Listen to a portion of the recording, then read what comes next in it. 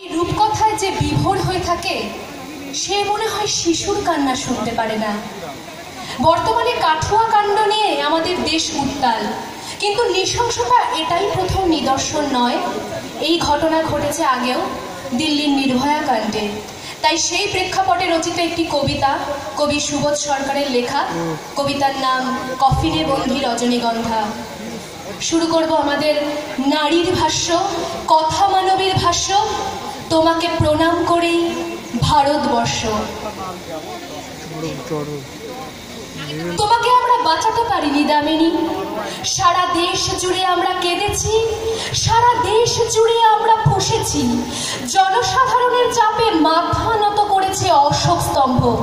ভারত রাষ্ট্র বাঁচাতে পারিনি তোমাকে, দেশের বাইরে পাঠিয়েও ফেরত আনতে পারিনি, ফেরত আনতে পারিনি তোমাকে দামিনী। ফেরত এসেছে রজনীগন্ধা কফিন, ফেরত এসেছে আমার ভারত কন্যা, আমার মেয়েটি 13 দিন ধরে মৃত্যু সরাতে সরাতে 13 দিনে হলো অনন্যা। কফিন ভর্তি সে এক রজনীগন্ধা, রাইফেলে ঢাকা যমুনা যখন রাত্রিরে হলো জামিনী। আমরা তোমাকে বাঁচাতে পারিনি দামিনী।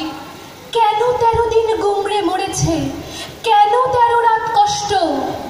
13 দিন ধরে তোমার ভেতরে গঙ্গা পাল্টে নিয়েছে ফুঁসে ওঠা জল নিজেই নিজের সংজ্ঞা। কেন 13 দিন তোমার ভেতরে তমসা গুমড়ে মরেছে রড ঢুকে থাকা শরীরে। কোটি কোটি মেয়ে মোমবাতি হয়ে জ্বলছে। ভারত রাষ্ট্র তখন যা ছিল এখনো সমান টিভিলে। তোমার প্রেমিক ছেলেটি এখন কোন তমসায় হারছে? ছেলেটি এবার ভ্যালেন্টাইনে কি করে বাঁচবে একলা? কি করে যে তার সুদীর্ঘ রাত কাটছে? আমরা দেখেছি দামিনী নামের জনজোয়ারকে দেখেছি, ছেলেটিকে যারা জীবনে দেখিনি মৃত্যুর পর দেখেছি।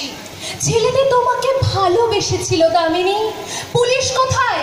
মানতে পারেনি, এ রাষ্ট্রকে মানেনি। আমরা তোমাকে বাঁচাতে পারিনি দামিনী, আমরা তোমাকে মারতে পারিনি দামিনী। আমরা দেখেছি দামিনী নামের জনজোয়ারকে দেখেছি। হাজার হাজার মেয়েরা আজ রাস্তায় এসে দাঁড়ালো। তুমি যে তাদের আগুন দামিনী, তুমি যে তাদের আলো, তুমি যে তাদের আগুন দামিনী, তুমি যে তাদের আলো। ধন্যবাদ।